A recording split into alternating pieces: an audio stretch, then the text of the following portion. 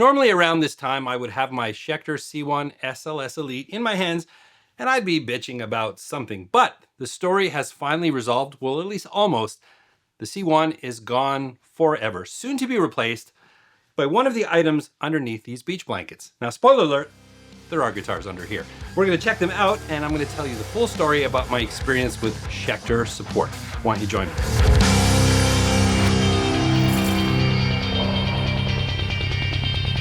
Hey there, I'm Dan, the self-proclaimed Lonely Rocker. Thank you so much for joining me today. So yes, in the studio, hiding underneath these beach blankets is a solution to a big problem that I've had for the last year. And I want to share the story with you. For those of you who follow my channel know that I used to have a Schecter C1 SLS Elite. The short story is, in collaboration with a local retailer, they let me borrow 3 guitars, of which I picked one, and then I ended up purchasing the one that I felt was the guitar that was right for me.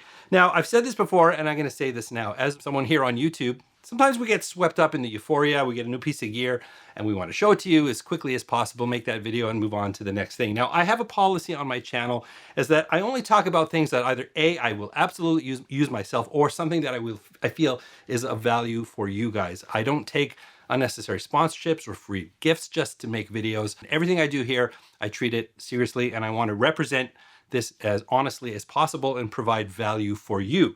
But not to say I don't get caught up in the euphoria of gear, because sometimes I do. And I think a lot of YouTubers are guilty of that. So when I did that video, I was just excited to have the products here and I blasted through the reviews. I chose the C1 SLS Elite, said goodbye to the other guitars, and it was after that the problem started. Now, I did pay for that guitar. The retailer did give me a little bit of a discount, but I still spent close to 1,400 Canadian dollars on that guitar. So, and I ended up making 4 videos. So it was not a profitable venture for me, but I had hoped to end up with a guitar that I would use here on the channel a lot. But that's when the problems started to reveal themselves. Ultimately, I think there was something wrong with the neck. So after about a year, it's clearly out of warranty at this point, and I could have taken it back to the retailer. Let's make this clear. That was my fault. And by the way, it didn't tarnish my opinion on Schecter, because before I resolved everything, well, I got this guy. This is the Schecter Solo 2 Custom. Absolutely love this guitar. So I decided one day on a whim to write to Schecter, and I don't even know what I was asking for. I just wanted to let them know what was happening. And in less than 24 hours, I got an email from the Canadian distributor, because I am based here just north of Toronto, Canada. And the Canadian distributor reached out to me and said that they wanted to make this right. They were a little bit perplexed about my issues, and they asked if I could send the guitar to them, which means I would be out of a guitar, but they promised me they weren't going to steal the guitar. Anyways, long story short, I sent the guitar off to the distributor. In less than a week, I got an email from them, or a call from them. 4 techs at their distribution center took a look at the guitar, and 3 of them emphatically said there's definitely something wrong with this guitar. They shipped that information off to Schecter, and Schecter's response was, replace it. And they wanted to offer another guitar of equal value to replace the guitar. Unfortunately, the C1 SLS Elite is now out of production. Now, I was considering moving on from that model anyways.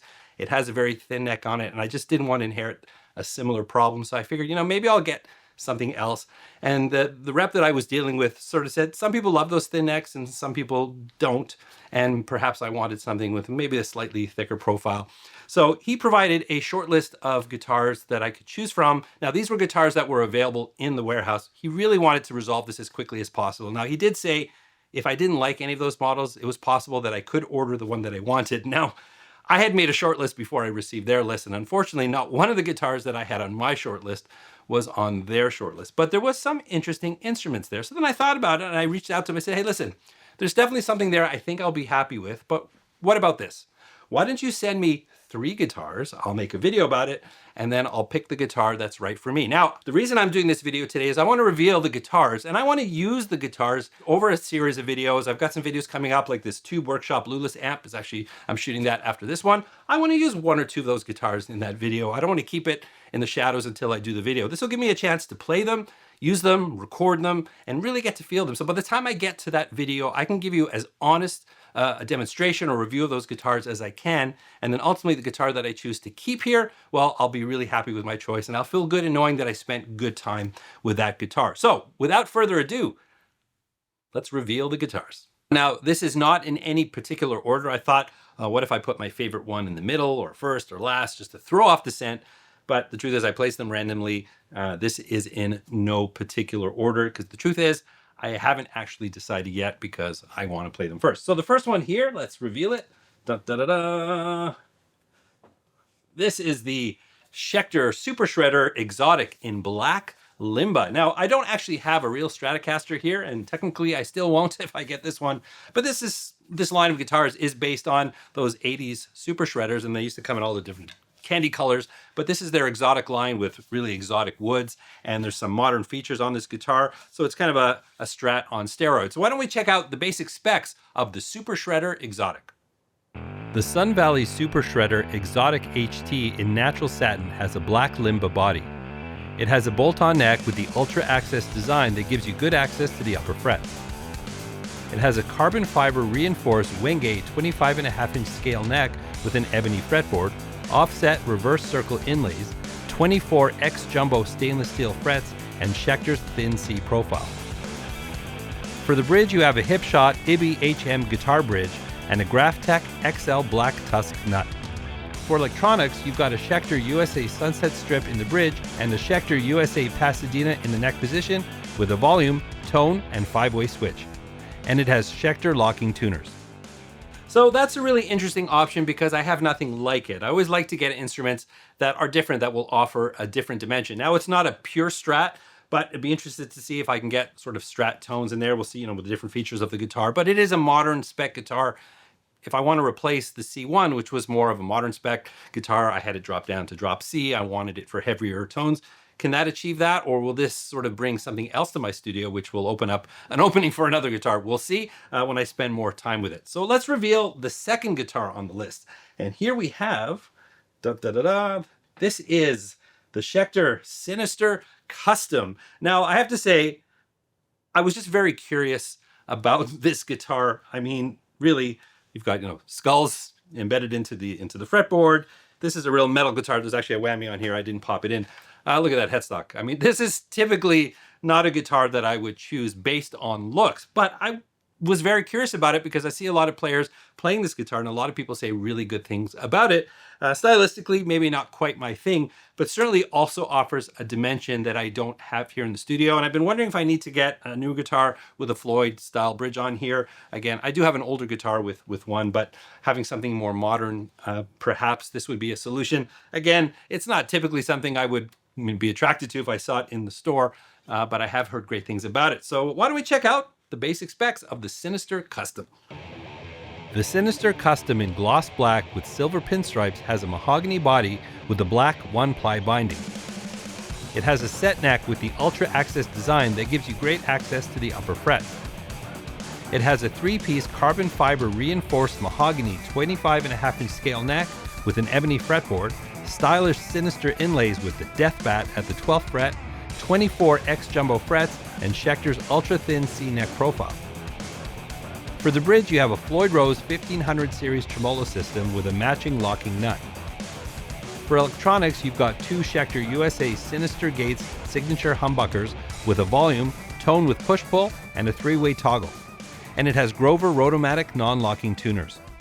I'm not going to lie, when I opened the box, I actually laughed a little bit because truly this is not a style of guitar that I would typically buy for myself. But I picked it up and I played it a little bit and realized that this guitar, again, offers a dimension that I don't have currently in the studio. And in a studio setting, always looking for different tones and different flavors, it certainly does offer something that I don't have. And suddenly I realize, who cares what it looks like? I mean, I'm not joining my metal band or anything like that, but if I want heavier tones, if I want to have that Floyd on there, plus these pickups, I hear really good things about them. So it suddenly became a contender, and it's going to get a serious look as the other two will. So speaking of the other two, we got one more to check out. So let's reveal that one.